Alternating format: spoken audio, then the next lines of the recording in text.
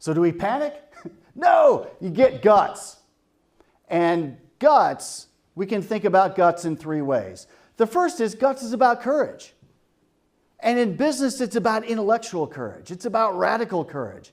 It's this balance between the strength of conviction on one side and open-mindedness and flexibility on the other.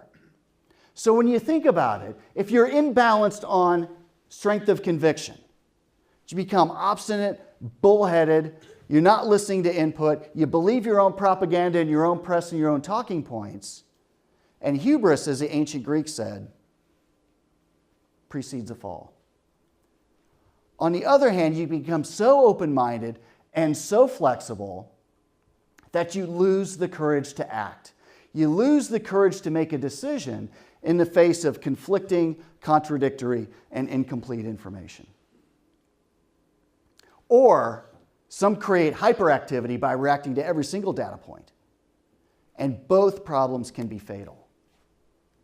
So part of guts is having the courage to keep these things in balance, and that's really the foundation of good judgment. The second way to think about guts is anatomically. Right? Guts is sort of our midsection. Right? It's like in a business, it's our middle management. And an organization can only grow, a body can only grow as fast as its guts are going to allow it to grow. So if you have toddler-level guts, you're going to have a toddler-level business. And if you have toddler-level guts and the body starts to grow, at some point in time, it's just going to shut down because the guts can't handle it. It's the same way with the middle management. The business is only going to grow as well as its middle management can sustain the growth. And third, guts is a great way. It's a way to think about strategic leadership. So greatness, this is where we all want to be, or we wouldn't be here. And we want to be great. We want our businesses to be great.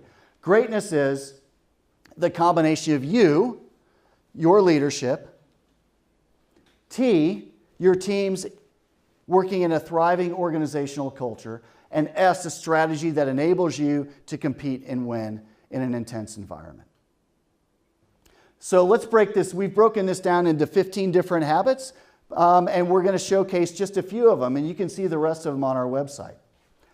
So when we look at you, your leadership, one of our habits is trustworthiness, respect, and stewardship. So if you've read Stephen Covey's books, especially The 7 Habits of Highly Effective People, he regards trustworthiness as the number one characteristic of a good leader. And he defines trustworthiness as a combination of character, the integrity, who we are as a human being, and competence, our ability to get the job done. The ancient Greeks actually had a bigger definition. They used the term arete, which meant not only character and competence, it's this idea of excellence. So character, competence, your ability to create a compelling vision, to develop a strategy to get there, and to make sound decisions along the way. A second part of that is respect. Now, the person on the right-hand side of the screen is a guy named General Stan McChrystal. So after I'd gotten back from Afghanistan the first time, about 8 months later, I'm sitting in front of then 4-star General Stan McChrystal, who was about ready to go to Afghanistan to take over the mission there. And he asked me to come talk to him. And so I did. And I was intent on telling the general, who's like he's 5 echelons above me in the organization. So I'm going to tell him what he doesn't want to hear. And I sat down in front of him and began to tell him what he didn't want to hear. And you know what? He was laser focused the entire time. No multitasking. Wasn't looking at his phone. Wasn't looking at papers. Didn't have people coming in and out whispering in his ear about stuff. He was laser focused the entire time. And he said, after we got done, he said, "Chris, I get it. What are you doing now?" And a week later, I was on a plane to Afghanistan. So no good deed goes unpunished.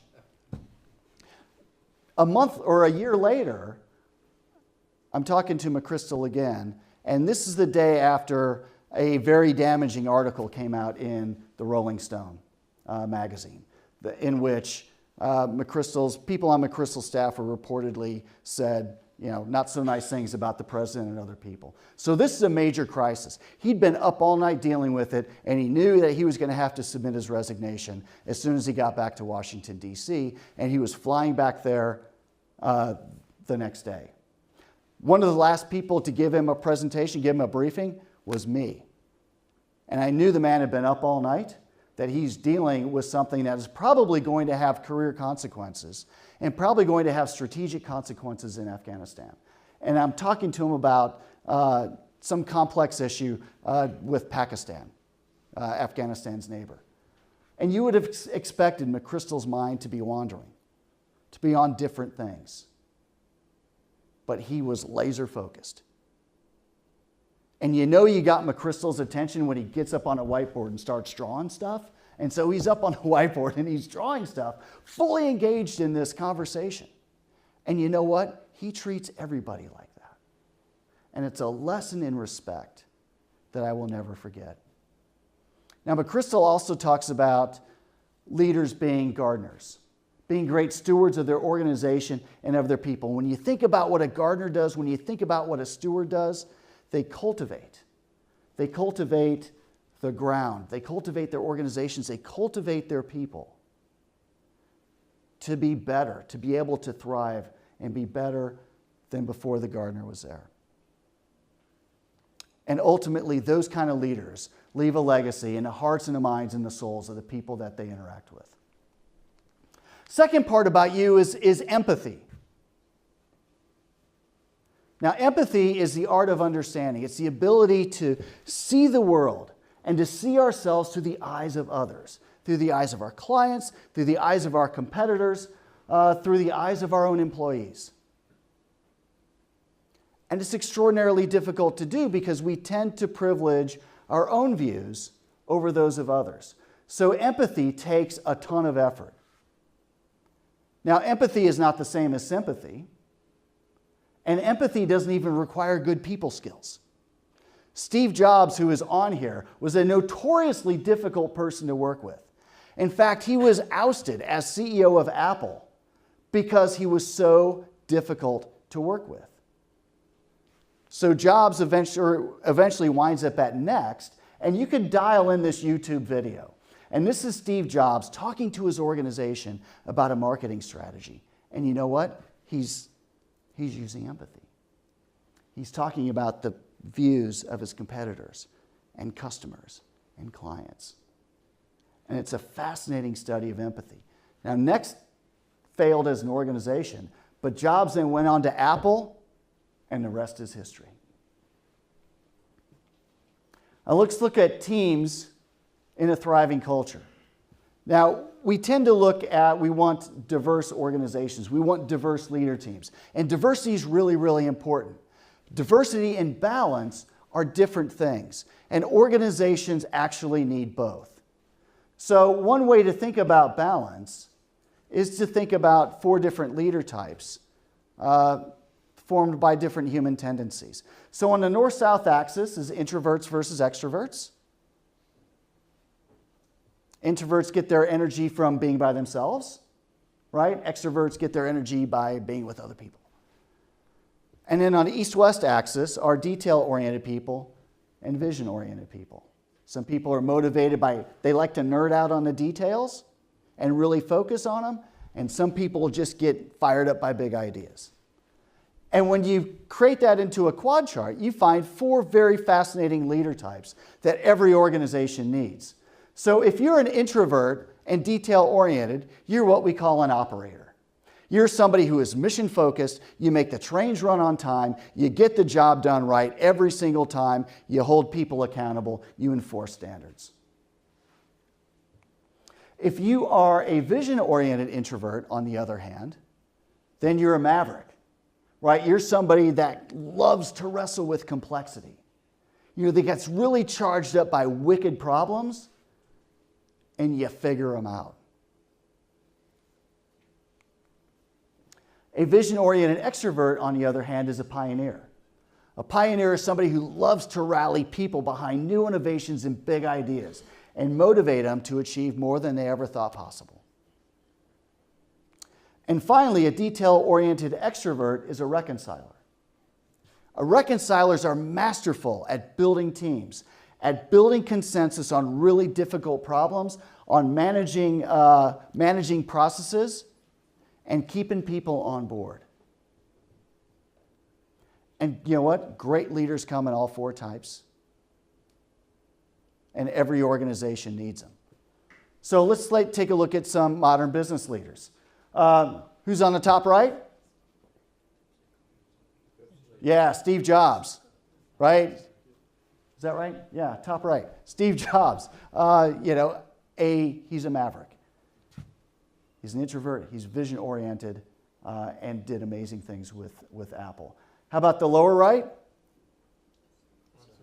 Yeah, Mark Zuckerberg, exactly. Now remember Mark Zuckerberg of the social network?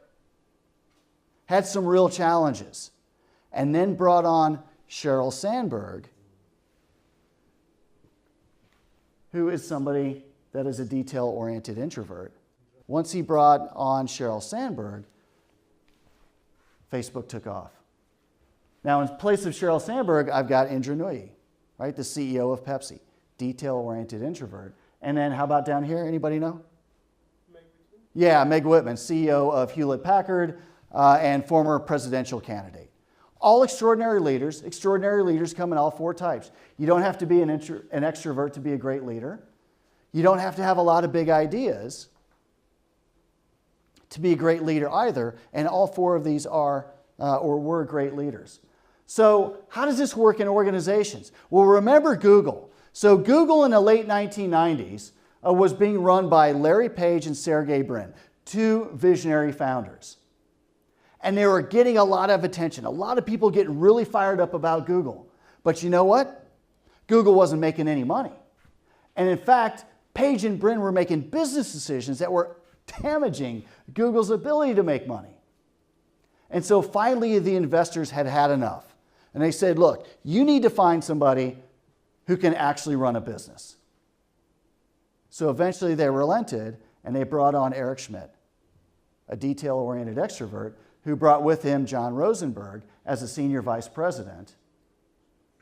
And of course, Google is one of the most successful companies on the planet, and it's because they've got that balanced leader team.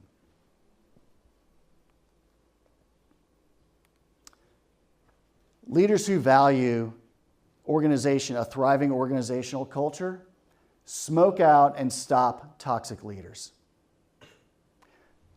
Now we know the chap on the right. There are some toxic leaders who are just plain jerks. They're like natural jerks, and you're not going to change them. And they might get great short-term results, and we might be blinded by that, but eventually the problems are going to come home to roost, and it's going to be a major failure. But a lot of toxic leaders are not natural jerks. Some people become toxic because they're put in an environment where they can't thrive. So the gentleman on the left is General George S. Patton Jr. In 1943, General George Patton was the most celebrated American general in the United States Army during World War II. He had just thrown the Germans out of North Africa, and then he was put in command at a higher level for the invasion of Sicily. But in Sicily, Patton encountered a strategic environment, and he wasn't ready to handle it. And Patton became toxic. So Eisenhower, the supreme Allied commander, relieved him, put him on the bench for D-Day. But Eisenhower's genius is that he recognized that Patton wasn't a jerk, but that Eisenhower had put Patton in a position where he was going to fail. So what did Eisenhower do? He said, you know, this guy is awesome, but I've got to make sure I get him in the right environment. And so that's exactly what he did. He put him in an environment where Patton only had to focus on the warfighting, didn't have to worry about anything else. And you know what? After D-Day, he chased the Germans across France, And back into Germany, when the Germans tried to counterattack in the Battle of the Bulge, Patton beat them again. And those are part of the reasons why we love Patton today. But the whole reason why Patton had those opportunities is because Eisenhower recognized when he became toxic and what he needed to do to enable him to thrive. Let's take a look at strategy. Now, there's a difference between strategy and plans. Strategy is required when you're dealing with uncertainty and complexity and unpredictability, when you're dealing with competitive interaction, because the situation is dynamic and it's changing. And you need strategy when you're dealing with variables you can't control. Plans, on the other hand, are great for complicated problems. So a watch is a complicated problem, right? You have got to make sure that all the little widgets are in exactly the right place and working at exactly the right pace in order for the watch to work. It's complicated, but it's not complex. A wedding is complicated. I know, I just went through one 2 weeks ago. A wedding is complicated, right? And it requires all sorts of coordination. But you know what? Everybody involved in that wedding, 99% of the time, wants to make it work, right? Nobody's trying to kill the bride or the groom. Nobody's trying to poison the food or create a cake that's going to make everybody sick. You're not dealing with competitive interaction. You're dealing with a complicated problem that you need to sequence, right? Put in the right sequence, and everything's going to be fine. But that's not business reality. Business reality is competitive interaction. Business reality is complexity. And if you try to turn a complex problem into a complicated one and create very rigid plans to hit different milestones and try to engineer this as if you're building a watch or planning a wedding, you're going to fail every time because the environment's too dynamic. Strategy is what enables you to keep pace with it. Here's an example. In 1990, IBM was the king of the personal computer market. Everybody had IBMs. And they recognized that, you know what? We kind of like this new software system called MS-DOS, and we're going to put it on all of our computers. And what IBM was thinking, they were fixated on continuing to dominate the PC market. Bill Gates, who owned MS-DOS, is thinking strategically. And he says, yeah, I'll be happy to sell you MS-DOS, but I also reserve the right to sell it to anybody I want to. And IBM said, okay, go ahead. And so what happens is Gates begins selling MS-DOS to everybody, all the low-price competitors of IBM, and 10 years later, IBM is completely out of the PC business. Because they fixated on plans, and Gates thrived at Microsoft because he thought strategically. Another thing great leaders who think strategically do is they manage organizational silos. Now, we all talk about busting silos and we hate silos. Well, silos actually do you some good if they're managed properly, right? Silos allow you to achieve functional excellence. And every organization needs that. I remember working with an organization once that decided, you know what, we're going to bust down all the silos and we are going to create all cross-functional teams. So we're not going to have any standard structures, all cross-functional teams. And they found out after a couple months that they had great crosstalk, but they couldn't do anything right. They couldn't do the basics. And so after a little while, they're like, you know what, this is actually a really dumb idea. And they went back to doing a standard organizational structure. So you need the functional expertise, but on the other hand, you can't afford the silos to become impenetrable. Right? You've got to manage the crosstalk. So you've got to balance the need for functional expertise with the need for coordination and integration. Oh, let me back up. Has anybody heard of the iPod? Yeah, all right, duh. Everybody's heard the iPod. Has anybody ever heard of or owned a digital Walkman? Yes. A couple people have, but most people haven't. So in 2002, Sony dominated the personal music device market, right? The Walkman. I had a Walkman, and you pop the cassette in there and you put on the headphones and you're styling.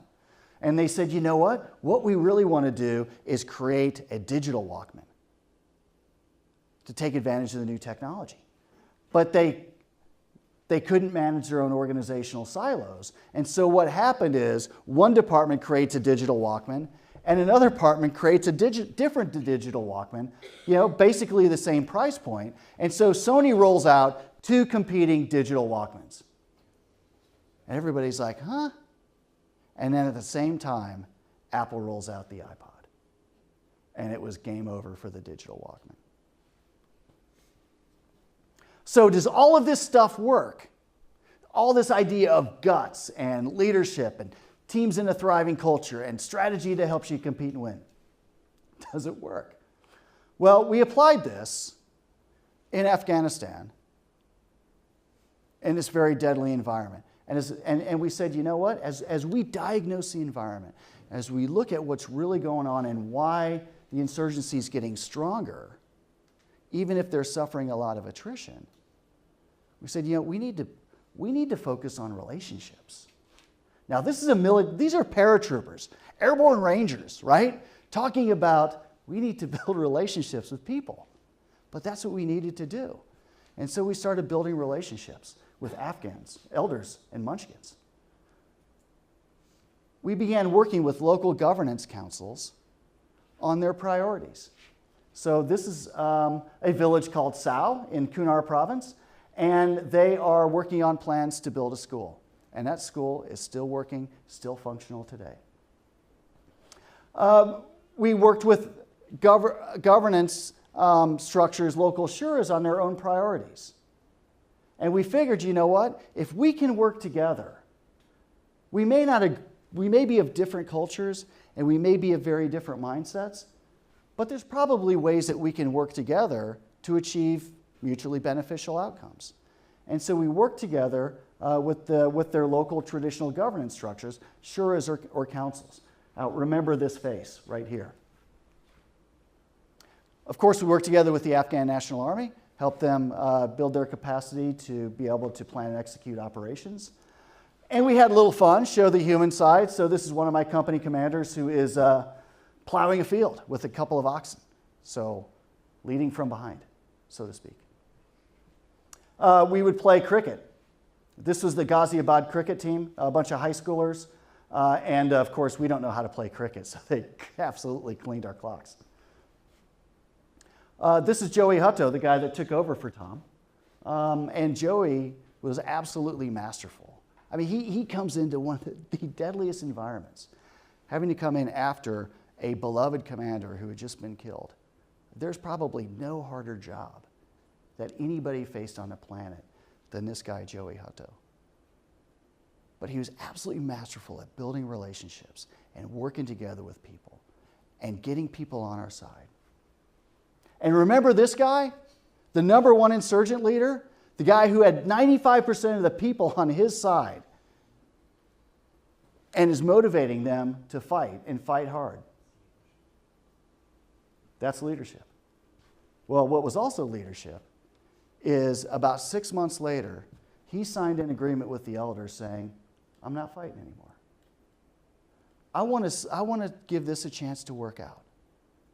And he and about 1,000 of his closest friends stopped fighting and eventually joined the government.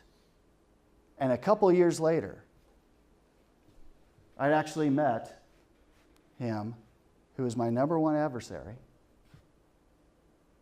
in Kabul. It's the only commander-to-commander meeting like it in the 16-year history of this war.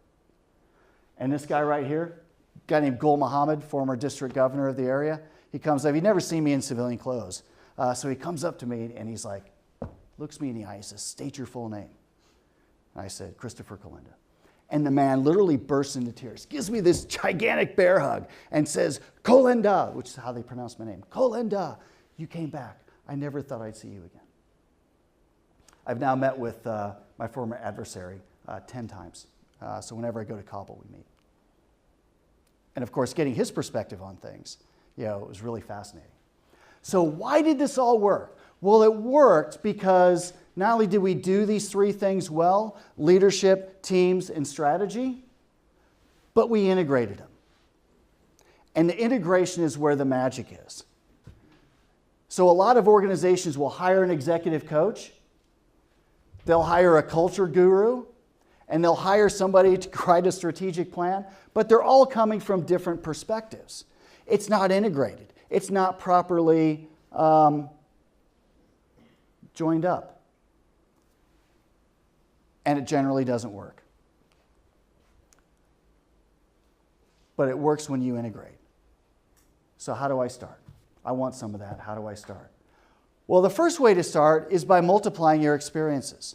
Experience is the greatest teacher of leadership. But even the most fortunate among us can only cram a certain amount of personal experience into an entire lifetime. And especially in these competitive environments where we're taking on the big ones, and we've got junior leaders that need to learn how to lead and need to learn how to deal with uncertainty and complexity and unpredictability. Well, we've got to give them a legion of experiences in a very short amount of time. And the best way to do that is by reading and learning. And the best way to learn about leadership is to look at it through history and philosophy, to read about great leaders and organizations in history, and to read the insights, learn from the insights of contemporary leaders that are going through the same things that we're doing. And when you put that together, you get a great leader education. And that's exactly how I organized my first book, Leadership: The Warrior's Art. And over 50,000 people are now using it for their leader development programs. Second is get a coach and a mentor, or preferably multiple coaches and mentors. So Yoda with the lightsaber is the ultimate mentor, right? Mentoring Luke Skywalker to be as good as he can be. So coaches are very important to help us develop certain skill sets, to hold us accountable. I have 2 coaches myself because I want what they have. I want what they can teach me, and I pay them to do it. Mentors are people you don't pay. People with whom you have a long-standing relationship, who you can call anytime you want and say, hey, I need your advice on something. Or can you help me think through this? And real mentors will drop what they're doing and do that. And you know what? They don't expect you to ever repay them, but they expect you to pay it forward and mentor others.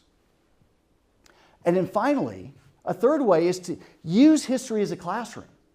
Go to some of these incredibly powerful places. So this picture was taken in the battlefields in Normandy. But in Europe, in Poland, we have some incredibly moving historical places. And when you take an organization there who understands what the history is, and then you translate that into how do I deal with my contemporary business problems, you translate it right over practically, it becomes one of those experiences that people remember for years, and maybe even for the rest of their lives. Now imagine leaving that kind of legacy with people.